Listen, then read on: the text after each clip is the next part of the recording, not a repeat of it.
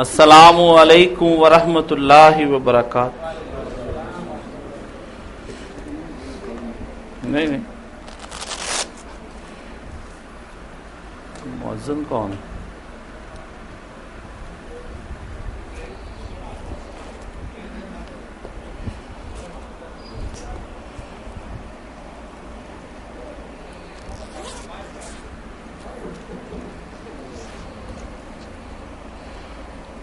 اللہ اکبر اللہ اکبر اللہ اکبر اللہ اکبر اشہد ان لا الہ الا اللہ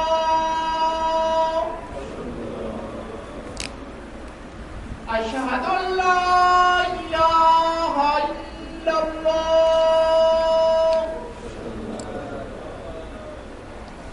اشہد ان محمد رسول اللہ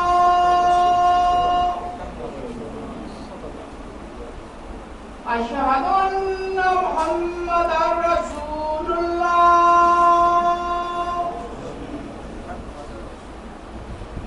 حی علی الصلاۃ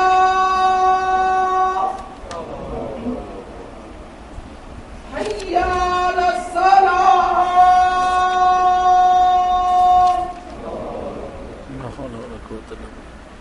حی علی الفلاح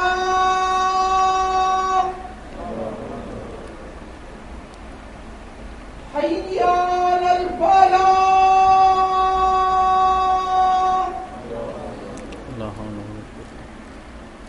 اللہ اکبر اللہ اکبر لا الہ الا اللہ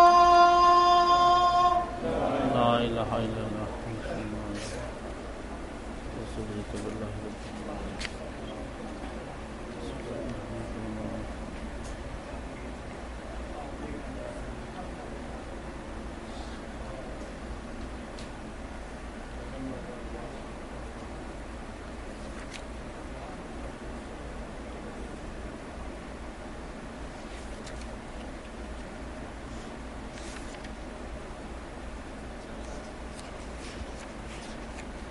شیخ صاحب قرآن پاک دیتے ہیں.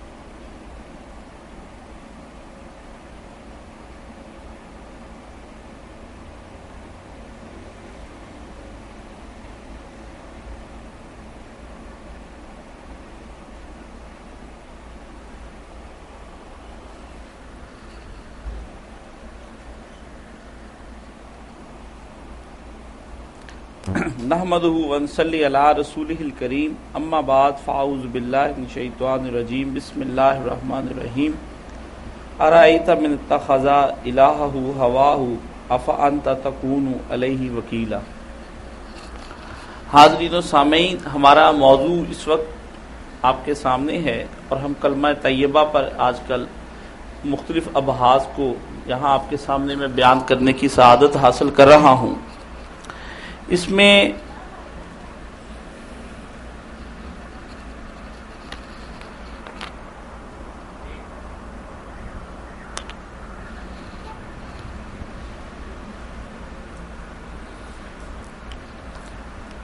ایک آپ سے بڑی گزارش ہے کہ جب جمعے کا آغاز ہو جائے تو جو آدمی باہر سے آئے جہاں جگہ ملے وہیں بیٹھ جائے. اندر آنے جانے سے مداخلت ہوتی ہے اور میری توجہ بڑھتی ہے، اور جو مضمون کا آغاز چل رہا ہوتا ہے میرے لیے بڑی مشکل ہو جاتی ہے اس پہ بات کرنا، کیونکہ میں رٹ آ کے خطبہ نہیں دیتا. میرا مسئلہ یہ ہے کہ میں کوئی تخلیقی چیز ہوتی ہے اور یہ بھی نہیں ہوتا کہ میں گھر سے پوری اس طرح سے تیار کر کے لے کے آؤں کہ اسے منوان پڑھ دوں آپ کے سامنے. وہ صرف پوائنٹس ہوتے ہیں کہ ذہن میں رہے تاکہ بات جلدی کمپلیٹ ہو جائے. لیکن میرے لیے سب سے بڑا مشکل یہی ہے کہ جو ہی میرے درمیان گفتگو کے تسلسل کو کوئی توڑتا ہے ساری گفتگو میری بکھر جاتی ہے اور اس کے بعد مجھے میں اہلیت ہی نہیں رہتی کہ میں اس بات کو سمیٹ سکوں. یہ میرا ایک کوئی مسئلہ ہے ذہنی. اس میں بڑی آپ سے گزارش ہے کہ جس کو جہاں جگہ ملے وہ وہیں پر بیٹھ جائے. اب بات چل نکلی اسی مسئلے کی تو میر انیس مجلس پڑھ رہے تھے تو ایک بہت بڑے نواب آئے, ان کے ساتھ بڑا لاؤ لشکر. تو وہ کوئی آ کے ادھر بیٹھ گیا, کوئی ادھر بیٹھ گیا, کوئی کرسی, کوئی سرحانہ, کوئی تکیہ لگانے لگا. تو میر انیس نے بڑی سختی سے کہا کہ جس کو جہاں جگہ ملے وہیں بیٹھ جائے, ہماری مجلس خراب نہ کرے. تو علماء کا اس زمانے میں اتنا وقار ہوتا تھا, اتنی اہمیت ہوتی تھی کہ وہ بہت بڑے نواب جو تھے ان کو جوتوں میں جگہ ملی وہ وہیں بیٹھ کے ڈر کے. یہ علماء کا وقار ہوتا تھا. تو یہ میں علماء میں سے نہیں ہوں, ایک طالب علم ہوں, لیکن گزارش یہ کہ میری اپنی ایک میں نے آپ کے سامنے مسئلہ رکھا ہے, اس میں آپ کو مجھ سے تعاون کرنا چاہیے. تو ہم بات کر رہے تھے کلمہ طیبہ کے بارے میں کہ کلمہ طیبہ جو ہے اس کا اصلی مفہوم کیا ہے, کس بنا پر نبی کریم صلی اللہ علیہ وآلہ وسلم نے تمام قرآن مجید کو چھوڑ کر کے اس کلمے کو ایک آدمی کو مسلمان بنانے کے لیے اس کلمے کو لوگوں کے سامنے رکھا کہ یہ عقیدہ پڑھو گے تو پھر تم مسلمان مانے جاؤ گے. قرآن کی کوئی آیت نہیں پیش کی نبی کریم صلی اللہ علیہ وسلم نے. سورہ قل ھو اللہ چھوڑی, سورہ الحمد شریف چھوڑی, فرقان چھوڑی اور بہت سی صورتیں چھوڑی ہیں, آیات چھوڑی, بڑی سے بڑی آیت الکرسی چھوڑی, آیہ کریمہ چھوڑی. مطلب یہ ہے کہ آخر اس کلمے میں کون سی ایسی بات ہے کہ جو نبی کریم صلی اللہ علیہ وآلہ وسلم نے اس کو سامنے رکھا کہ اگر مسلمان ہوگے تو اس بنا پر ہوگے تم کہ اگر اس کلمے پر ایمان رکھتے ہو, اگر نہیں رکھتے اس کلمے کو تو جو چاہے مرضی پڑھتے رہو, تم ابھی مسلمانی کی طرف تمہارا پہلا قدم نہیں بڑھا. اور وہ کون سی چیز تھی جس کی بنا پر تمام کا تمام عرب اور آج تمام کفار ہمارے سامنے آ کے کھڑے ہو گئے ہیں اور ہمیں نبی کریم صلی اللہ علیہ وسلم کے کبھی تو وہ خاکے بنا کر اڑاتے ہیں, کبھی استہزاء کرتے ہیں نبی کریم صلی اللہ علیہ وسلم کی ذات کا, کبھی قرآن کی مخالف میں آیات بناتے ہیں, کبھی یہ کرتے ہیں کہ اسلام پر اعتراضات کرتے ہیں, کبھی عقلی کبھی نقلی, اور کچھ نہیں بن پڑتا تو پھر آپ کے ملکوں پر وہ چڑھ دوڑتے ہیں اور تباہ و برباد کر دیتے ہیں آپ کے علاقوں کو. آپ چیختے رہ جاتے ہیں, امام کعبہ دعائیں مانگتے رہ جاتے ہیں, لیکن مسئلہ حل نہیں ہوتا. کیا وجہ ہے؟ آخر اس کلمے کے اندر کون سی ایسی چیز ہے جس کی بنا پر ساری کی ساری دنیا اس آدمی کی مخالفت پر آ جاتی ہے, اور کون سی ایسی چیز ہے جس کی بنا پر ایک مسلمان ساری کی ساری دنیا کے سامنے اکیلا ڈٹ جاتا ہے؟ اسے کیا اپنی جان کا کوئی خوف نہیں ہوتا یا اسے اپنے مال کا کسی قسم کا کوئی خوف نہیں ہوتا؟ کون سی ایسی چیز ہے؟ لیکن یہ مسئلہ یہ ہے کہ ہم سب جب یہ چیزیں دیکھتے ہیں تو ہمیں پھر اس وقت یہ صورتحال سامنے نظر آتی ہے کہ ہم نے پہلے شہادت پر بات کی, اس کے بعد لا پر بات کی کہ لا کیا چیز ہے, اور اس کے بعد آج ہم الہ پر بات کریں گے. پچھلا جمعہ آپ لا کا سن چکے ہیں کہ لا کس شے کا نام ہے. لا کون سی ایسی چیز ہے کہ جس کو لا کی بنا پر ہم انکار کی طرف کا سفر کرتے ہیں. میں نے پچھلی دفعہ موضوع لا اپنایا تھا. لا کا آخری جو ہے مفہوم وہ یہ ہے کہ لا تمام تر سمجھوتوں کے خلاف اعلان جنگ ہے. لا کسی مفاہمت کو نہیں مانتا ہے, لا کسی انسان کو نہیں مانتا ہے, لا کسی بھی خواہش کو نہیں مانتا ہے. لا ایک بغاوت ہے جو دبی ہوئی نہیں ہے, جو سہمی ہوئی نہیں ہے, جو ڈری ہوئی نہیں ہے, بلکہ لا ایک اعلان جنگ ہے کہ جو آدمی اپنے منہ سے یوں نکالتا ہے تو پوری دنیا اس کے سامنے آتی ہے اور مخالفت کا روپ دھار کر سامنے کھڑی ہو جاتی ہے. یہ موضوع ہم نے اپنانا کی کوشش کی. تو لا کا مفہوم آپ کے سامنے آ گیا. آج ہم موضوع بنائیں گے الہ کیا ہے. لفظ الہ کیا تھا, کہاں سے چلا, کس طرف آیا, آج اس کے معنی مفہوم کس طرف آ گئے ہیں, پہلے اس کے معنی مفہوم کیا ہوا کرتے تھے, دور رسالت میں اس معنی مفہوم کو کیسے لیا جاتا تھا, آج ہم کن محدود یا غیر محدود یا لا محدود معنوں میں کس طریقے سے اسے استعمال کرتے ہیں. یہ لفظ ہم آج الہ کے موضوع پر بات کریں گے. اس پر اگلی بات جو ہے وہ اس کے بعد اللہ کی آ جاتی ہے.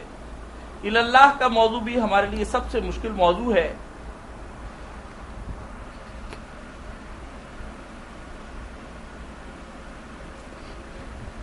اب میں آپ کے سامنے الہ کے موضوع پر آج ہم جو بات کر رہے ہیں وہ سامنے رکھتا ہوں.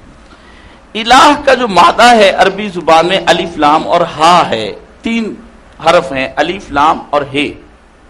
دیکھنے میں بڑے معمولی لفظ ہیں، لیکن واللہ ان تمام الفاظ کے اندر وہ چیز چھپی ہوئی ہے جس کے اوپر اس پوری کائنات کا مدار ہے. پوری کائنات اس کے گردا گرد گھومتی ہے، پوری انسانیت اس کے گردا گرد گھومتی ہے، تمام عالم اسلام اس کے گردا گرد گھومتا ہے، اور تمام عالم کفر بھی اسی کے گردا گرد گھومتا ہے. یہی نہیں کہ ایک مسلمان الہ کے گرد چلتا ہے، بلکہ کفر بھی اسی کے گرد گھومتا ہے. ہم بھی اسی کے گرد گھومتے ہیں. جیسے خانہ کعبہ وہ الہ کا ایک مظہر ہے، ہم سب اس کے گرد طواف کرتے ہیں، چکر لگاتے ہیں. اور آپ مجھے بتائیں ان چکروں سے آپ کو کیا فائدہ ہوتا ہے؟ لیکن آپ اس کے گرد چکر لگاتے ہیں. اسی طرح ایک کعبہ کفر کا کعبہ بھی ہے، اور وہ اس کے گردا گرد چکر لگاتا ہے. ہم اپنے کعبہ کے گردا گرد چکر لگاتے ہیں، وہ اپنے کعبہ کے گردا گرد چکر لگاتا ہے. اس کے کعبے کی نوعیت کیا ہے اور ہمارے کعبے کی نوعیت کیا ہے، یہ میں آپ کے سامنے بیان کروں گا.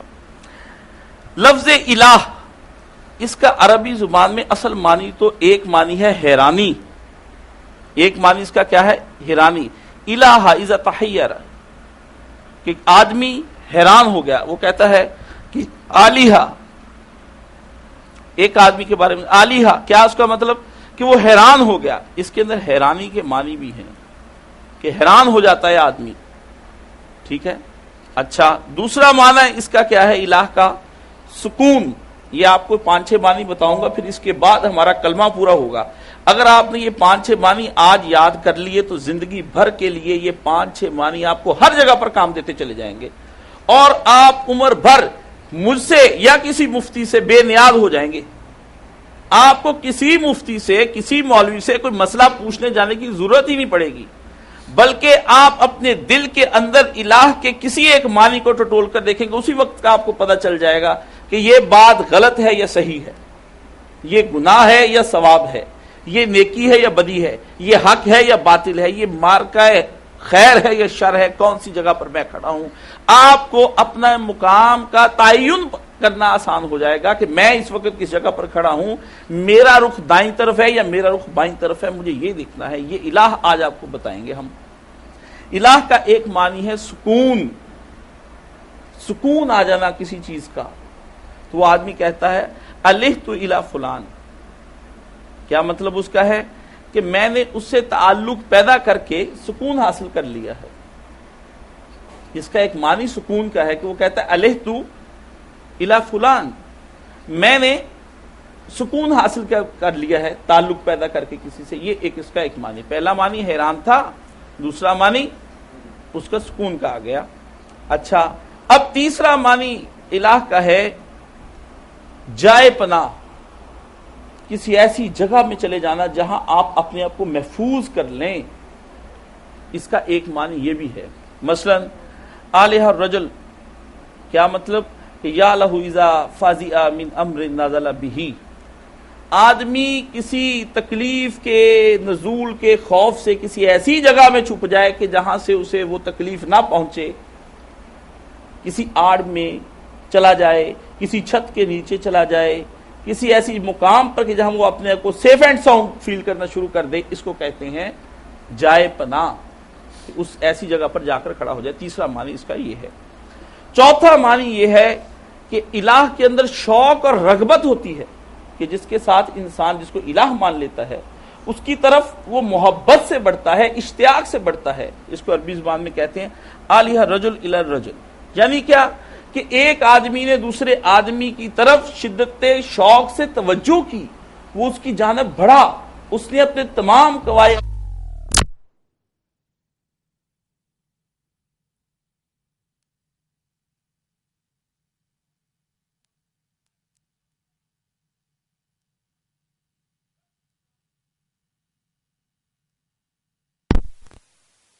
یعنی وہ شوق کے ساتھ اس چیز کی طرف بڑھتا ہے۔ پھر الہ کا ایک مطلب اور بھی ہے، وہ مطلب یہ ہے کہ آدمی کسی چیز کے ساتھ چمٹ جائے، چمٹ جانا، اور چمٹنا ایسے نہیں کہ وہ کسی شے کے ساتھ خواہ مخواہ چمٹ جائے، نہ، بچھڑنے کے بعد چمٹ جائے۔ جدائی کی کیفیت کے بعد جب وصل کی کیفیت آتی ہے، وہ کیفیت اپنے اندر شدت رکھتی ہے، یعنی مفارقت کے بعد وصل کی طرف ہونا، اور اتنی لمبی مفارقت ہو جائے، اتنی لمبی مفارقت ہو جائے کہ بیٹا باپ سے بڑی دیر دور رہا، اور جب اس نے اپنے باپ کو برسوں کے بعد دیکھا تو باپ بیٹے کی طرف بڑھا اور بیٹا باپ کی طرف شدت سے بڑھا، یعنی اس کے اندر ایک وصل کی کیفیت ہے۔ یہ بھی اس کے ایک معنی ہے۔ اگلا معنی سنیے۔ اچھا، ایک اور ہے، لاہ یلیہو لیہن ولاہن، مطلب کیا ہے؟ اذا احتجب، جب وہ چھپ جائے، چھپ جانا بھی اس کے ایک معنوں میں ہوتا ہے کہ کسی کی نگاہوں سے چھپ جانا، نظر سے اوجل ہو جانا، مستور ہو جانا کسی شے کا، یا پوشیدہ ہو جانا کسی کو کسی چیز سے، یہ بھی ایک معنی اس کے اندر آتا ہے۔ اور ایک اس کا معنی ہے ارتفاع، کسی شے کا کسی شے سے بلند ہو جانا، بلندی کے معنوں میں بھی آتا ہے۔ اور پھر اس کا ایک معنی جو میں آپ کے سامنے آخری کرنے لگا ہوں، الہن، الہتن، و الوہتن، و الہیتن، اس کا مطلب ہے اذا عبدا، کہ جب اس نے عبادت شروع کی، کسی کی عبادت کرنے لگ جانا۔ تو معنی اس کے میں نے آپ کو کیا بیان کیے ہیں کہ پہلا حیرانی کے معنوں میں آتا ہے، دوسرا سکون کے معنوں میں آتا ہے، تیسرا جائے پناہ کے معنوں میں آتا ہے، چوتھا شوق کے معنوں میں آتا ہے، اور پانچواں کیا ہے کہ آدمی کسی کی طرف شدت وصل کے ساتھ بڑھے، اور چھٹا ہے چھپ جانا، اور پھر یہ ہے ساتواں کہ وہ کسی شے کا کسی تمام چیز سے بلند و برتر ہو کر نظر آ جانا، اور آخری معنی اس کا میں نے بتایا ہے عبادت کا۔ تو معبود کا جو ہم ترجمہ کرتے ہیں کہ لا الہ، کوئی معبود نہیں ہے، تو الہ کا جو معبود معنی کرتے ہیں وہ سب سے آخر میں آتا ہے، پہلے نہیں آتا۔ یہ تو کوئی اس کی آخری اسٹیج ہے، کوئی تھوڑی کو لو درجے کی اسٹیج ہے، لیکن اس سے پہلے کئی اور مراتب جب تک وہ طے نہیں کر لیتا، اتنی دیر تک وہ الہ کے مفہوم کو نہیں سمجھ سکتا۔ اب آپ سنیے کہ اللہ کا معنی وہ ہے کہ جب انسان اپنے ایسے معبود کی طرف رخ کرے جس معبود کے اندر کچھ اس قسم کے حیران کن عمل ہوں، جس کی وجہ سے وہ متحیر ہو کر رہ جائے، مبہوت ہو کر رہ جائے کہ یہ کیسے ہو گیا، اس کو کہتے ہیں کہ اس کے ساتھ حیرانی کے ساتھ اس کی ذات اس کے لیے باعث حیرانی ہو گئی کہ یہ کیا کیا کرشمے ہو رہے ہیں، یہ کیا کیا عجائبات نظر آ رہے ہیں، یہ کیا کیا چیزیں نکل کے سامنے آ رہی ہیں۔ وہ اپنا سر پکڑ کر رہ جائے کہ میرے تو دماغ میں ہی نہیں یہ بات آ سکتی تھی، یہ کیسے ہو گیا۔ اس لیے معبود کا ایک معنی متحیر کر دینے والے کا ہے کہ الہ ایسی شے ہے کہ جو انسان کی عقل کو حیرانی میں ڈال دے، اس کو الہ کہتے ہیں، اور جو حیرانی میں نہ ڈال سکے وہ الہ نہیں ہو سکتا۔ ذرا دیکھتے جائیں، انشاءاللہ اس کا سب کا رد ہوتا جائے گا۔ جتنے دنیا میں یہ پتھر وتھر معبود بنے پھرتے ہیں، اور آپ اندازہ لگا لیں گے کہ وہ حیرانی میں کیسے ڈل گئے۔ آپ نے ایک مجسمہ اپنے ہاتھ سے بنایا اور خود ہی اس کے سامنے ہاتھ ٹیک کر کھڑے ہو گئے، تو یہ اس نے آپ کو حیرانی میں نہیں ڈالا، آپ نے تو خود اپنے ہاتھ سے گھڑا ہے، آپ نے تو خود اپنے ہاتھ سے گھڑا ہے، تو یہ حیران کن چیز نہیں ہے۔ تو جب حیران کن چیز اس کے اندر پہلے معنی میں وہ ریجیکٹ ہو گئی تو وہ چیز قابل پرستش نہیں رہ گئی ہے، وہ تو پہلے معنی میں نہیں رہی آپ کے سامنے، اس لیے وہ قابل پرستش نہیں، اس کو چھوڑنا پڑے گا، ابھی پہلی بات میں ہی چھوڑ دینا پڑے گا اس کو۔ وہ تو آپ کے پہلے معیار، ابھی تو آپ نے لٹمس پیپر کو یوں اس میں تیزاب میں ڈالا ہے، تو آپ کو ابھی اس کا کونا گیا تو اس نے رنگ بدل دیا کہ نہیں یہ کام کی شے نہیں ہے، چھوڑو یار، یہ تو کچھ بھی نہیں رہا، رنگ بدل گیا اس کا۔ اس کو کہتے ہیں الہ کا ایک معنی جس کی طرف ہم کرتے ہیں۔ اور پھر دوسرا یہ ہے کہ وہ آپ کو سکون بخش دے، حقیقی سکون۔ آپ اگر ایسا عارضی سکون حاصل کر لیں، مثلا کہ آپ نے اس چیز کو استعمال کر لیا، کوئی نشاور چیز آپ نے استعمال کر لی، تو وہ سکون نہیں ہے، وہ سکون کی اصل تعریف پر پورا نہیں اترتا ہے۔ اس نے تو وقتی طور پر آپ کو سلا دیا ہے، سکون نہیں دیا ہے۔ آپ کے جتنے بھی تمام کے تمام اعضاء جو دماغ کے تھے ان سب کو اس نے کچھ دیر وقت کے لیے معاف کر دیا ہے، ان کی سوچنے سمجھنے کی صلاحیت ختم کر دی ہے۔ اس لیے جب وہ معاف ہو گیا آپ کا دماغ تو آپ نے سوچا سمجھا تو کچھ نہیں، اور جب آپ نے کچھ سوچا سمجھا نہیں اس شے کے بارے میں تو جب اس نے پہلے ہی دن تدبر کی راہ میں روڑا اٹکا دیا تو وہ الہ کی شے کا رہ گیا، وہ بھی تو الہ نہیں ہے۔ اس لیے سکون والی چیز ہو جس کے اندر دائمیت پائی جائے، ابدیت پائی جائے، سرمدیت پائی جائے، جس کے اندر کہ جو ہمیشہ کے لیے دائمی ہو جائے، جو ہمیشہ کے لیے، جس کے لیے کبھی ایسا وقت نہ آئے کہ وہ بجائے سکون کے آپ کے لیے اذیت کا باعث بن جائے، وہ خدا نہیں ہو سکتا، وہ الہ نہیں ہو سکتا ہے۔ اس لیے جہاں سے آپ کو اذیت محسوس ہو جائے، آپ دیکھتے ہیں کہ اکثر اوقات آپ بڑی بڑی فلمیں تصویریں دیکھتے ہیں فلموں کے اندر تو وہ اپنے خدا ہی سے لڑ پڑتے ہیں کہ تم کس قسم کے ہو، تو اس کو محسوس ہوتا ہے کہ یہ مجھے اذیت دے رہا ہے۔ جس کو اذیت وہ چونکہ محسوس کر رہا ہے اس لیے اس کی توہین کرنے میں وہ کسر کوئی نہیں چھوڑتا۔ آپ کا بھی یہی معاملہ کہیں نہ کہیں ہے، آپ کو بھی کہیں نہ کہیں شکوہ ہے، تو اس لیے اس کا مطلب ہے کہ آپ کے اپنے ذہن میں الہ کا کوئی خاص تصور نہیں ہے، آپ نے سمجھا نہیں ہے، آپ بھی جھگڑ پڑتے ہیں اللہ میاں سے، آپ کے بھی بڑے شکوے ہیں، آپ کے بھی شکایتیں ہیں، آپ کو بھی اس کے کاموں پر اعتراض ہے۔ آپ کہتے تم نے یہ کیوں نہیں کیا، یہ کیوں نہیں کیا، مجھے پیدا ایسا کیوں کیا، مجھے ایسا خاندان کیوں دیا، مجھے ایسا گھر کیوں دیا، مجھے ایسی نوکری کیوں دی، مجھے ایسا کاروبار کیوں دیا، میں ایسا کیوں ہوں، آخر مجھ میں کیا قصور ہے؟ تو سمجھ میں آیا کہ آپ نے کسی من گھڑت کی پوجا کی ہے جو آپ کی ذات کا تراشیدہ، آپ کے نفس کا تراشیدہ ہے، جس کو آپ کے نفس نے تراش کر آپ کے سامنے رکھا ہے، جس کی وجہ سے آپ کبھی کبھی اس سے جو سکون حاصل ہوتا ہے اس سے اذیت جب محسوس کرتے ہیں تو آپ اس کے خلاف ہو جاتے ہیں۔ ورنہ آدمی کو اگر پتا ہو کہ یہ دائمی سکون دینے والی چیز ہے تو اس کی جو چیز اس طرف سے آ رہی ہے وہ اس کو بھی سمجھ جاتا ہے۔ اس کی ایک چھوٹی سی مثال ڈاکٹر کی ہے کہ ڈاکٹر کی ذات کا چونکہ آپ کو بھرپور ادراک ہوتا ہے، بھرپور ادراک ہوتا ہے، اور آپ کے ذہن میں اس کا تصور مسیحے کا تصور ہوتا ہے، آپ سمجھتے ہیں کہ یہ مجھے دوا دے گا تو مجھے شفا ہوگی، یہ آدمی اتنا کوالیفائی ہے کہ میرے اندر کے دردوں کو جانتا ہے، یہ اتنا پڑھا لکھا ہے، اس کو پتا ہے کہ میں کس جگہ سے میری طبیعت خراب ہو رہی ہے، اس لیے مجھے کچھ ایسا دے گا جس سے مجھے سکون مل جائے گا۔ اور اس سکون میں آپ کبھی کبھی یہ بھی کہتے ہیں کہ بھائی لاؤ یہاں انجیکشن لگا دو، آپ انجیکشن لگوا لیتے ہیں اور آپ بخوشی لگواتے ہیں۔ آپ نے کبھی یہ نہیں کہا کہ مجھے، آپ اس درد کو جو محسوس کرتے ہیں بخوشی میں، آپ کہتے ہیں تکلیف محسوس ہوتی ہے اس کی چوبن، لیکن آپ اس کو بخوشی قبول کرتے ہیں۔ اس لیے آپ کا اس ذات کے خلاف کوئی رد عمل نہیں ہوتا، آپ اس کی ذات کو برا نہیں کہتے ہیں، بلکہ آپ اس کی ذات کو اچھا سمجھتے ہوئے اس کے اس کڑوی گولی کو آرام سے نکل جاتے ہیں، کیونکہ آپ کے ذہن میں اس کی ذات مسیحا ہے، یہ دوائی شفا ہے، اس لیے آپ آرام سے کھا جاتے ہیں۔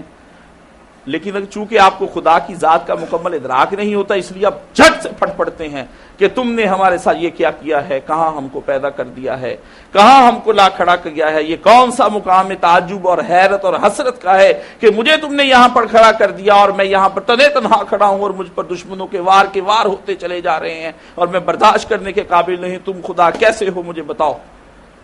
آپ کا یہ سوال اس وجہ سے ہے کہ آپ نے اس کی ذات کا بھی پوری طرح ادراک نہیں کیا ہے۔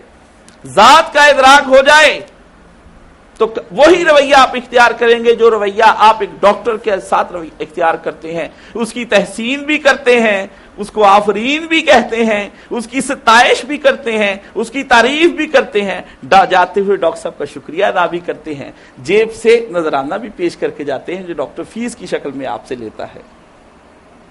یہ کیسا ہے ادراک جو آپ کو تمام تکالیف کے باوجود اس کا شکر گزار بنا رہا ہے؟ یہ کون سی ہے ایسی چیز جس کے بارے میں آپ اتنا ادراک رکھتے ہیں کہ جس کے بعد آپ کو اس سے کوئی گلہ نہیں رہا ہے، کوئی شکوہ نہیں رہا ہے، کوئی شکایت نہیں رہی ہے؟ یہ کیا ہے ایسا آپ کے اندر؟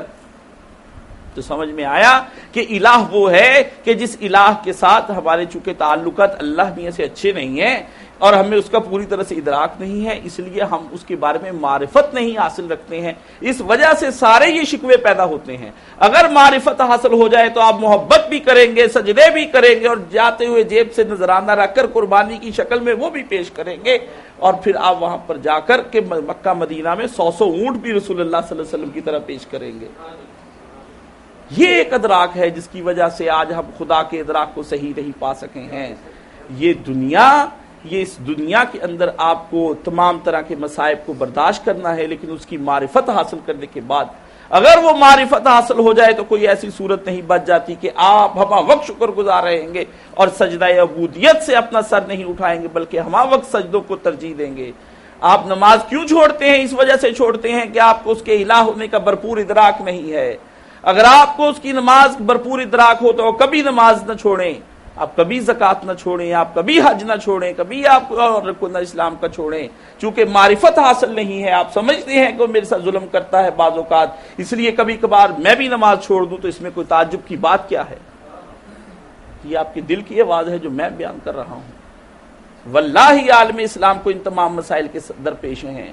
اور ہم نوجوان طبقے کو دیکھتے ہیں کہ آج کا نوجوان طبقہ جب اپنے آپ کو تنہائیوں کا شکار محسوس کرتا ہے تو وہ یہی سمجھتا ہے کہ اس وقت خدا ہمارے ساتھ نہیں ہے.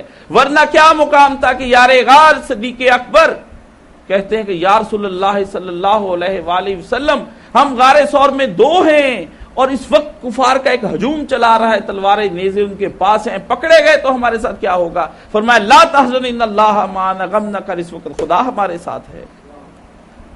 اس لیے جب ہجوم وساوس ہو جائے یا ہجوم خطرات و محادث ہو جائے، یعنی آپ کے اوپر اتنا ہجوم ہو جائے کہ شیطان آپ کو بھڑکائے اور آپ کے دل میں اپنی طبعی اور فطری خوف پیدا ہو جائے، تب بھی یاد رکھیے لا تحزن ان اللہ معنا، اللہ ہمارے ساتھ ہے، اس کے لیے غم نہیں کرنا چاہیے. آپ کو اس کی مائیت حاصل نہیں ہے، آپ کو اس کا ساتھ حاصل نہیں ہے، تو جب ساتھ حاصل ہو تو پھر غموں کی ضرورت کیا رہ جاتی ہے؟ تو یہ بھی ایک الہ کا معنی ہے. اگر آپ اس کو ہضم کر جائیں تو انشاءاللہ سب سے پہلے شکوے دور ہو جائیں گے، اور آج کا نوجوان اپنے آپ کو تنہا میں نہ پائے گا، بلکہ وہ بھی یہی کہے گا لا تحزن ان اللہ معنا. دوستو، میرے عزیزو، میرے اقربا، میرے رشتہ دار، خود کو تنہا نہ سمجھو، خدا ہمارے ساتھ ہے اور ہم اس کے ساتھ ہیں.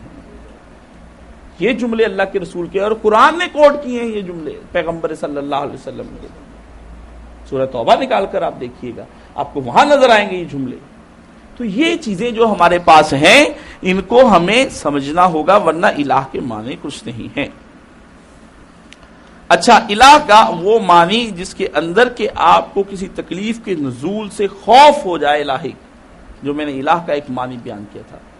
جائے پناہ آپ حاصل کر لیں کسی کی، یہ بھی ایک الہ کا معنی میں نے آپ کو بیان کیا تھا. تو اس کا مطلب جائے پناہ کا کیا ہے کہ جب ہر طرف سے آپ پر سنگ باری شروع ہو جائے، ہر طرف سے دنیا آپ کے خلاف ہو جائے، تو پھر آپ اس وقت یہ سوچتے ہیں کہ کوئی ایسا گوشہ مل جائے کہ جہاں جا کر میں ٹھہر جاؤں اور میرے سامنے کوئی ایسی آڑ آ جائے کہ جہاں سے ان کا کوئی پتھر نہ آئے ہماری طرف، اور ان کا کوئی تیر نہ آئے ہماری طرف، کوئی گولی نہ آئے، کوئی گولہ نہ آئے، کوئی بارود نہ آئے، یا کوئی ڈرون حملہ نہ ہم پر ہو جائے. تو جس جگہ آپ جا کر چھپ جائیں گے وہ جائے پناہ آپ کی کہلاتی ہے. اگر آپ یہ چاہتے ہیں کہ آپ کو صحیح معنوں میں آپ ان تمام چیزوں سے محفوظ ہو جائیں تو آپ کو اللہ رب العزت کی ذات کے اندر یہ بھی ایک چیز دیکھنی ہوگی کہ وہ اللہ رب العزت آپ کی جائے پناہ ہے. اگر آپ نے یہ جائے پناہ اس کو نہیں سمجھا ہے الہ کو، تو سمجھ لیجئے پھر آپ کا الہ کسی کام کا نہیں ہے. جو آپ کو مصائب سے نہیں بچا سکا وہ الہ کس کام کا ہے؟ اسی لیے تو کہا ہے کہ کہہ دو 90 عبادی، میرے بندوں کو یہ خبر دو. پیغمبر نے کہا ہے، ان کو خبر کی یہ آواز دی گئی ہے. اور پھر کیا ہے؟ یہ ہے کہ جب میرا بندہ مضطرب ہو جاتا ہے اور وہ اپنی تنہائیوں یا خلوتوں یا جلوتوں دونوں میں جب مجھے پکارتا ہے کہ یا الہی یا الہی یا الہی، تو میں اپنے فرشتوں کی فوج کو حکم دیتا ہوں بھاگو، بندہ ہمیں پکار رہا ہے، کس بنا پر پکار رہا ہے. حضرت امام جعفر صادق علیہ السلام فرماتے ہیں کہ جب آدمی ایک سانس میں 10 دفعہ یا ربی یا ربی یا ربی پکارتا ہے تو عرش الہی اسی وقت اپنی جگہ سے ہلتا ہے اور حکم ہو جاتا ہے فرشتوں کو کہ کیا ہوا، میرا بندہ اس وقت میں ایک ہی سانس میں 10 دفعہ مجھے پکار چکا اور میری رحمت جوش میں نہیں آئی ہے، اٹھو اس میرے بندے کی حاجت کو پورا کرو. اس لیے اگر آپ کے اندر وہ جذبہ اور آپ کی ذات کے اندر وہ خلوص اور عمل نہیں ہے، جس خلوص اور عمل کی بنا پر آپ اپنے رب کو صحیح طریقے سے آواز نہیں دیتے ہیں، تو سمجھ لیجیے آپ نے الہ کو آواز نہیں دی ہے. وہ کچھ اور تھا جو آپ کی ذہن کی من گڑھت چیز تھی، جس کی وجہ سے عرش الہی سے مدد آپ تک نہیں پہنچی ہے. ورنہ فضائے بدر پیدا کر فرشتے اتر سکتے ہیں گردوں سے، اتار اندر اتار اب تیری نصرت کو. اگر وہ نصرت کو فرشتے آج اگر آپ چاہتے ہیں تو اس کے لیے آپ ان دشمنان سے اور ان لوگوں سے جان چھڑانا چاہتے تو پہلے فضائے بدر پیدا کرنی پڑے گی. اور فضائے بدر معمولی چیز نہیں ہے. گھر سے بے ساز و سامان ہو کر نکلے ہیں لوگ. پیغمبر کے پاس لوگ روتے ہوئے واپس لوٹے ہیں. بچوں کے پاس کوئی چیز نہیں لڑنے کے لیے، اور بچے اس وقت کہتے ہیں یا رسول اللہ صلی اللہ علیہ وسلم میں تو اس سے بڑا ہوں، مجھے اس لیے ساتھ لے جائیں. اور کشتی ہو جاتی دو بچوں کی آپس میں، وہ دوسرے کو اس لیے بنا پر کہتا ہے گر جانا کہ میں جانا چاہتا ہوں نبی کریم صلی اللہ علیہ وآلہ وسلم کے ساتھ شہادت دینا چاہتا ہوں. تو جب آپ کے اندر وہ جذبہ ہی کسی اس ذات کو مضطرب ہی نہیں کر سکتے، آپ کے تعلقات ہی اس کے ساتھ ایسے نہیں ہیں کہ جس کی وجہ سے وہ آپ کی جائے پناہ بن جائے، تو پھر آپ کیوں روتے ہیں مصائب کے وقت میں، کیوں پیٹتے ہیں کہ وہ ہماری بات کو نہیں سنتا ہے. وہ تو کہتا ہے میں سنتا ہوں. خدا کہ واللہ سمیع بصیر، تمہارا خدا وہ ہے جو سنتا بھی ہے اور دیکھتا بھی ہے. پھر کس وجہ سے ہمیں یہ گمان ہے، پھر ہم کس وجہ سے پیٹتے ہیں کہ وہ ہماری بات نہیں سنتا ہے، اس کی بات ہماری سمجھ میں نہیں آتی ہے. یہ ہمارے اپنے اندر کی کمزوری ہے کہ ہم اس کو نہیں سمجھ سکتے ہیں. الہ کا اگلا معنی ہے شدت شوق و رغبت. واہ، آدمی کا کسی کی طرف اس طرح سے بڑھ جانا کہ وہ دل اس کا جی چاہے کہ ہما وقت میں اس کے پاس بیٹھا رہوں، وہ مجھے دیکھا کیے میں اس کو دیکھا رہوں، ایسا ہو جائے. تو اس کے بارے میں آپ عشق مجازی کی مثال لے سکتے ہیں کہ ایک آدمی کسی حسن پر فریفتہ اگر ہو جائے تو وہ یہی چاہتا ہے کہ وصل کی رات کبھی ختم نہ ہو اور ہجر کی صبح کبھی نمودار نہ ہو. آپ وصل کی راتوں کو طویل سمجھتے ہیں کہ طویل ہو جائے، کتنی بھی رات لمبی ہو جائے لیکن آپ کو وہ مختصر نظر آتی ہے.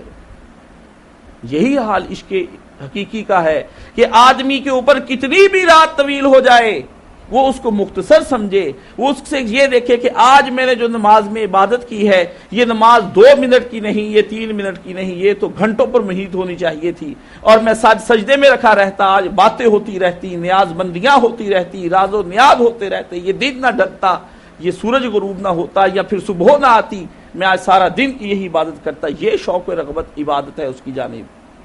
اگر آپ شوق و رغبت نہیں رکھتے ہیں ایسا تو پھر بھی آپ نے اپنے ذہن میں کوئی من گھڑت الہ قبول کر لیا ہے جس کی وجہ سے آپ کو شوق و رغبت نہیں ہو رہا ہے. آپ کے اوپر کیوں بوجھ ہو جاتی ہے نماز آپ کی اپنی؟ آپ نے کبھی غور کیا ہے اس بات پر؟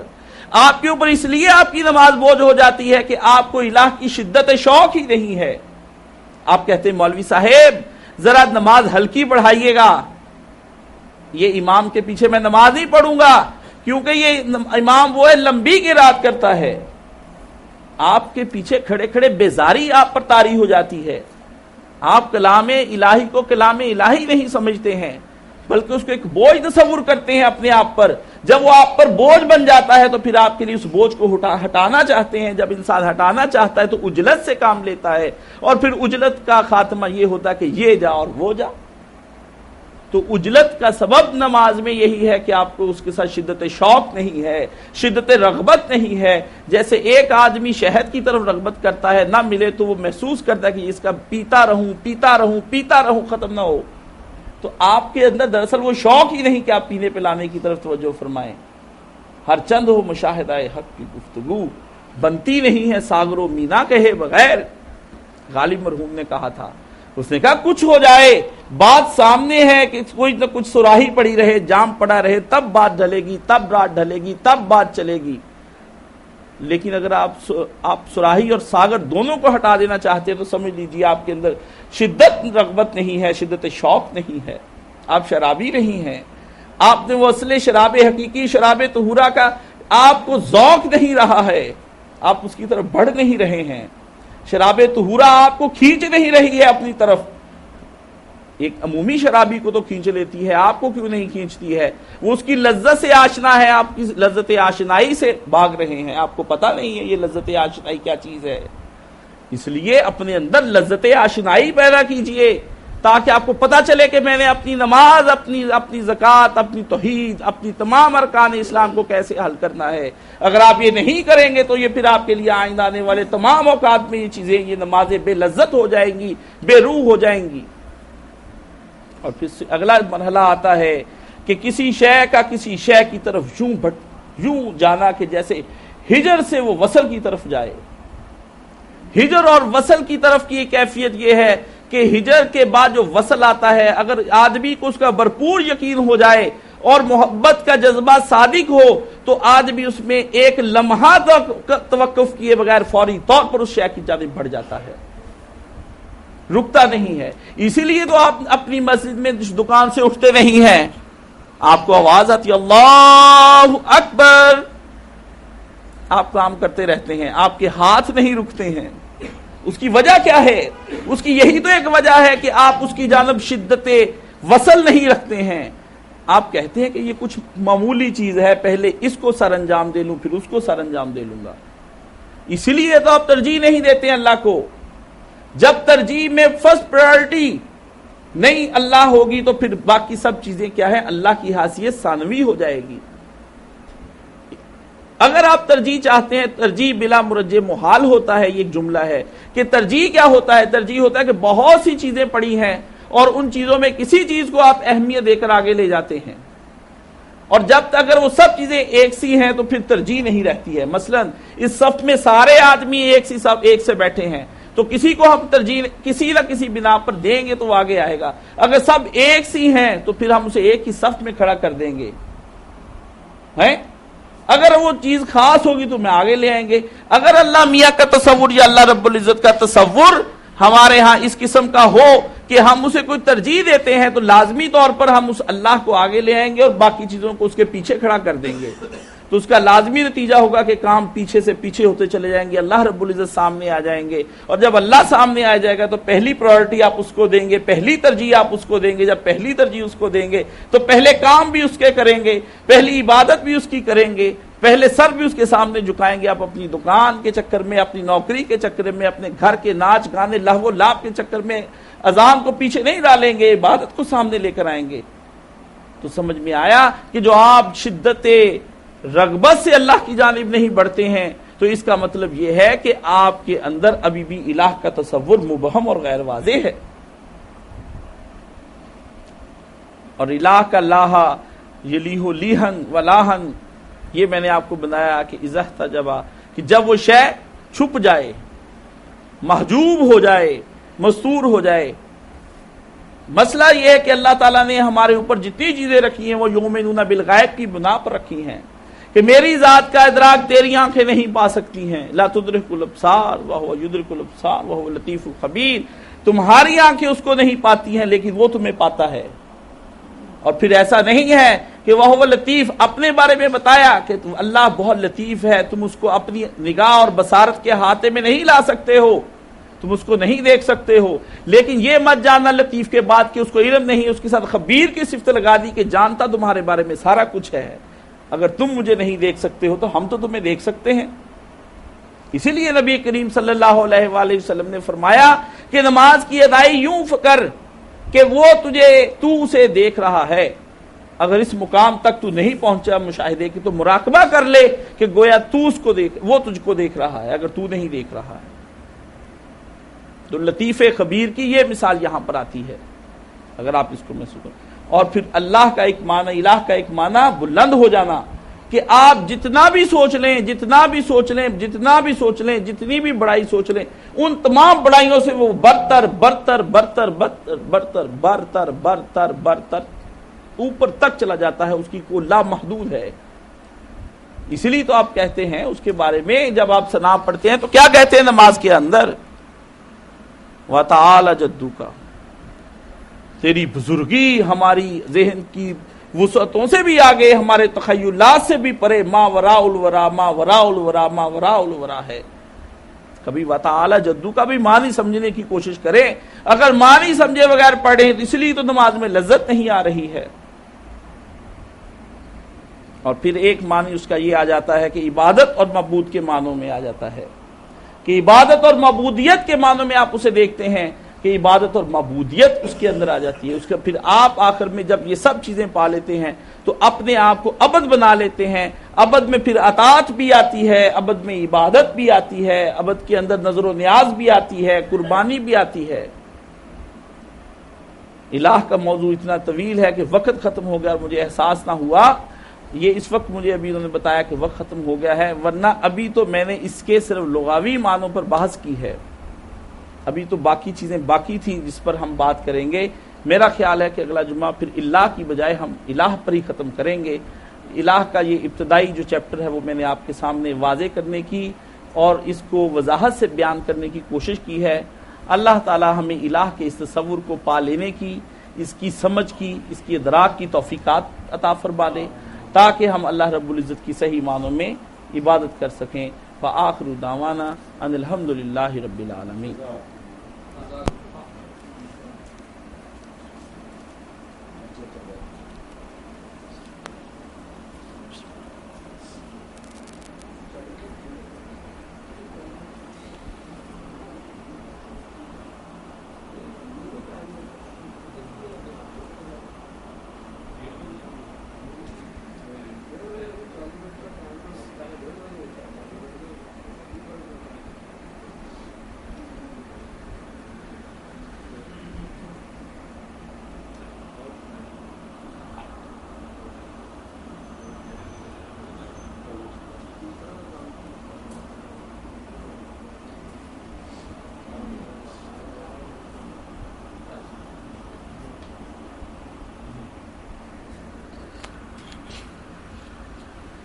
الحمدللہ والصلاۃ والسلام علی رسولہ الکریم۔ عزیزان محترم، ایک اعلان ہے جو مولانا کی زندگی میں بھی ہوتا رہا۔ تحریک اسلامی کا اجتماع پرسوں بروز اتوار اسی مسجد میں 9:30 بجے شروع ہوگا۔ احباب سے شرکت کی اپیل ہے۔ امید واسق ہے کہ اس جگہ پہلے اجتماع میں ساتھی مایوس نہیں کریں گے۔ مولانا اس کو دیتے تھے، میری بھی کوشش ہوگی میں یہیں پر آؤں۔ 13 تاریخ کو تحریک اسلامی کا اجتماع یہیں پر ہوگا، جیسے کہ ہمارے حسب دستور جامعہ کریمیہ محمدیہ میں وہاں پر ہوا کرتا تھا، تو انشاءاللہ العزیز یہاں پر بھی ہوگا۔ دوسرا اعلان یہ ہے کہ چاہت تو یہی تھا کہ ہم اگر تعطل کیے بغیر خطبات دیتے رہتے تو شاید یہ ابھی ہمارے آخر 2-4 خطبے سے آگے ہوتے کلمہ کی طرف، لیکن موضوع چھڑ گیا، اس وقت احساس بھی نہیں تھا، اور ہم نے اس میں یہ دیکھا ہے کہ قربانی کے بارے میں آپ کو وضاحت کر دوں مختصراً۔ قربانی کے لیے نبی کریم صلی اللہ علیہ وسلم نے 4 شرائط لگائی ہیں جانور کے بارے میں، اور اسی طرح نبی کریم صلی اللہ علیہ وسلم نے اپنی 4 انگلیاں اٹھائیں، صحابی نے بھی اٹھائیں، اور کہا کہ میری انگلیاں نبی صلی اللہ علیہ وسلم کی انگلیوں سے ذرا نیچے مرتبے کی ہیں، بلند کی نہیں۔ ایک تو یہ ہے کہ اس کا کانا اور نبینا ہونا نہ ہو، اس کے اندر نہ پایا جائے، یہ ہے۔ دوسرا لنگڑا نہ ہو کہ لنگڑا پن سب کے سامنے ظاہر ہو جائے۔ تیسرا اس کے بارے میں یہ فرمایا گیا ہے کہ وہ لاغر اس قسم کا نہ ہو، کمزور دبلا پتلا، کہ اس کی ہڈیوں کا گودا بھی نہ سمجھ میں آئے کہ اس کے اندر ہے۔ اور اس کے بعد یہ بھی فرمایا گیا نبی کریم صلی اللہ علیہ وسلم نے کہ چوتھا یہ ہے کہ وہ کم چھوٹی عمر کا نہ ہو۔ یہ اس قسم کی، یہ 4 ہیں۔ تو ایک پاس تابعی بیٹھے تھے، انہوں نے کہا کہ میں تو یہ چاہتا ہوں کہ اس کا سینگ بھی ٹوٹا نہ ہو اور یہ عیب نہ ہو، تو انہوں نے کہا تو جو چاہتا ہے وہ کر، لیکن دوسروں کو نہ روک۔ اگر کوئی سینگ ٹوٹا یا اس کا کوئی ایسا ہے، دانت وغیرہ ٹوٹا یا کوئی کان کٹا ہوا ہے تو روک نہ۔ اسی طرح جو جانور کھسی ہے اس کی قربانی بھی جائز ہے۔ اسی طرح یہ ہے کہ آپ 9 تاریخ کا روزہ رکھیں گے انشاءاللہ العزیز، اور اس کے اندر 2 سال کے گناہ معاف کر دینے کی ہمیں اللہ تعالیٰ نے ایک فضیلت عطا فرمائی ہے، ایک آنے والا اور ایک جو گزر گیا ہے۔ یہ کوشش کریں کہ آپ 9 تاریخ کا روزہ رکھیں۔ اس کے بعد جناب عید کی تکبیرات 9 ذی الحج کی فجر سے آپ شروع کریں گے اور 13 کی عصر تک آپ جا کر ختم کریں گے۔ 9 تاریخ سے لے کر 13 ذی الحج تک کی تاریخ میں آپ یہ تکبیرات وہاں پر پڑھیں گے، یہ آپ کا معمول۔ اور ان دنوں میں اللہ تعالیٰ کو سب سے پیاری جو عبادت ہے وہ تکبیرات ہیں، تو آپ تکبیرات کے لیے بھی اہتمام رکھیں اس کے بارے میں۔ اور پچھلی دفعہ یہ مسئلہ بتانے کو رہ گیا تھا کہ جو لوگ قربانی کرنا چاہتے ہیں ان کے گھر میں ناخن اور بالوں کو نہ تراشیں وہ لوگ، ٹھیک ہے، جو اب تک کچھ کر سکے ہیں تو وہ روک لیں۔ اور اس کے بعد اگلا مرحلہ یہ آتا ہے کہ قربانی بسم اللہ واللہ اکبر پڑھ کر آپ ذبح کریں گے، یہ بھی آپ کے ذہن میں ہونا چاہیے۔ قربانی کو آپ زیادہ سے زیادہ لوگوں کے اندر تقسیم کریں. قربانی نہ فرض ہے نہ واجب ہے, صرف سنت ہے. بعض صحابہ کرام اس وجہ سے چھوڑ دیا کرتے تھے کہ لوگوں کو پتہ چلے کہ پیسے ہونے کے باوجود کہ یہ کوئی فرض چیز نہیں ہے. اس کے حوالے بھی انشاءاللہ فتح الربانی میں دیکھیں, السنن الکبریٰ کے اندر آپ بہقی کے اندر دیکھیں گے, اس کی 9ویں جلد کے اندر ہے یہ بیان سارا, اور فتح الربانی کی 13ویں جلد کے اندر اس کا سارا بیان ہے, وہ آپ دیکھ لیں. آپ کو اگر حوالے درکار ہیں تو زبانی مجھ سے بھی لے سکتے ہیں آ کے. اس کے علاوہ اس کا اگلا مرحلہ ہے کہ آپ اس کی کھال کو بیچ بھی سکتے ہیں اور استعمال میں بھی لا سکتے ہیں. یہ آپ کی اپنی مرضی پر منحصر ہے. ٹھیک ہے, علماء نے اس میں کراہت محسوس کی ہے کہ آپ کسائی کو اجرت کے طور پر دیں, یہ اچھا نہیں محسوس کیا گیا. آپ اس کو بیچ دیں, بیچ کے اور کسی اور مصرف میں لے آئیں, اور اس کو آپ اپنے گھر کے لیے بھی استعمال میں لا سکتے ہیں جیسے پہلے لوگ لایا کرتے تھے. اس سے اگلا مرحلہ یہ ہے کہ ہم الدین الخالص کے لیے یہاں کوشاں ہیں, اور انشاءاللہ العزیز اس کے لیے ہم آگے سے آگے بڑھنے کی کوشش کر رہے ہیں. مشاورت چلتی رہتی ہے. ہم آپ سے یہ کہتے ہیں کہ دام درم سخن میں یہاں پر بیٹھتا ہوں اس کے بعد جمعے کے, تو آپ یہاں پر آ کر کچھ مشاورت کیا کریں. آپ اپنی یہ باتوں والی مشاورت نہیں کیا کریں, عملاً. مجھے باتوں والی باتیں تو مجھے بڑی کرنی آتی ہیں, جس سے میں دیکھتا ہوں باتیں ہی باتیں ہیں, ٹی وی پر باتیں ہی باتیں ہیں, اخبارات باتیں ہی باتیں ہیں, ریڈیو باتیں ہی باتیں ہیں, مولوی باتیں ہی باتیں ہیں, علماء باتیں ہی باتیں ہیں, سیاستدان باتیں ہی ہوئی جا رہی ہیں. تو عملاً آگے بڑھیں. عملاً مشاورت عملی چاہیے, عملی. جس نے باتیں کرنی ہیں وہ اس سے بڑی میں معذرت کرتا ہوں, میرے پاس بھی اتنا وقت نہیں ہے, دماغ بھی اتنا نہیں ہے, کمزور دماغ کا آدمی ہوں, بڑی معذرت. عملاً کچھ کرنا چاہیں تو آئیں, ہمیں کچھ دام درم سخن ہمارے پاس تب آئیں ہمارے پاس. یہ نہ پوچھیں کہ کاشف صاحب مجھے کام بتائیں میں کیا کروں. کام کو خود آپ نے تجویز کرنا ہے کہ میں کیا کر سکتا ہوں, میں یہ کر سکتا ہوں, مجھے بتائیں. لیکن لوگ ہمیں کام اپنا وہ بتاتے ہیں جس میں ہینگ لگے نہ پھٹکڑی اور رنگ بھی آئے چوکھا. تو بھائی یہ نہیں کام ہوتا. بس کمپیوٹر پہ بیٹھے رہے یہ کام کرتے رہیں گے, کمپیوٹروں سے کام نہیں ہوتے بھائی.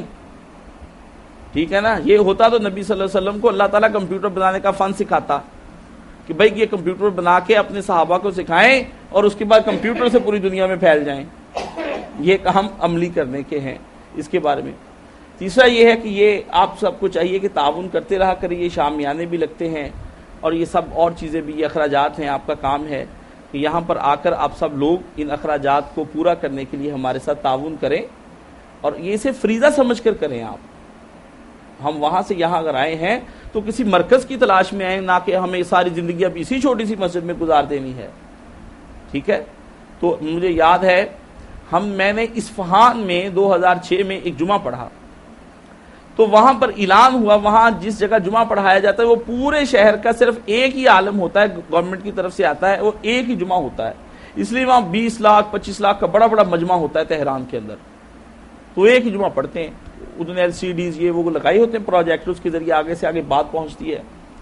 تو انہوں نے اپنا مصلی, جس جگہ نماز پڑھتے اسے مصلی کہتے ہیں, جمعہ کی نماز.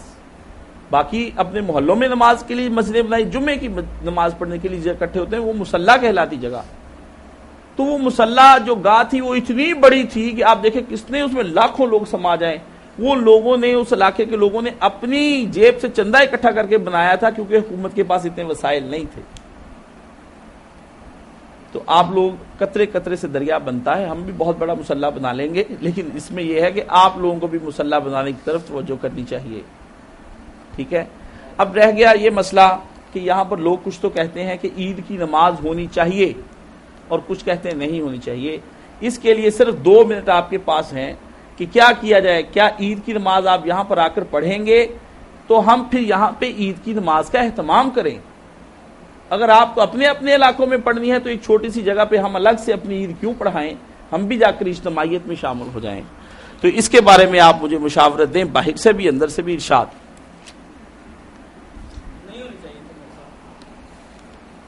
جی جناب, آواز ایک تو آئی ہے کہ ہونی چاہیے. ہاتھ کھڑے کریں جو لوگ یہاں عید کی نماز پڑھنے کے لیے آئیں گے, ہاں, تاکہ میں ان لوگوں کے مطابق فیصلہ کر سکوں کہ مجھے یہ پتا چلے کہ باہر کے عید کی نماز یہاں پڑھ سکتے ہیں یا نہیں. چھوٹا سا ایک ہم اپنا الگ سے گروہ بنا کر عید کی نماز کیوں پڑھیں. گروہ کی تو اس میں بات نہیں ہے، بات یہ ہے کہ جب ہم جمعہ یہاں پہ ادا کرتے ہیں تو عید کی نماز بھی یہاں پہ ادا کریں گے۔ اچھا جی، یہ فرمائیے عید کی نماز جو ہے کتنے بجے ہونی چاہیے؟ کوئی ٹائم بتائیں۔ 7 بجے۔ لیجئے جناب، انشاءاللہ العزیز عید کی نماز یہاں پر 7 بجے ادا کی جائے گی۔ آپ سب لوگوں سے گزارش ہے وقت پر آ جائیں تو انشاءاللہ العزیز یہاں پر ہم عید کی نماز، اور خواتین کے لیے ہم نے انتظام کر رکھا ہے انشاءاللہ العزیز، خواتین کے لیے بھی یہ ساتھ اگلی کوٹھی میں انشاءاللہ العزیز وہاں پر پورا ان کا لان ہے، وہاں پر ہم پڑھائیں گے عید، تو آپ سب انشاءاللہ وقت پر پہنچ جائیں۔ اللہم صلی علی محمد وعلی آل محمد کما صلیت علی ابراہیم وعلی آل ابراہیم انک حمید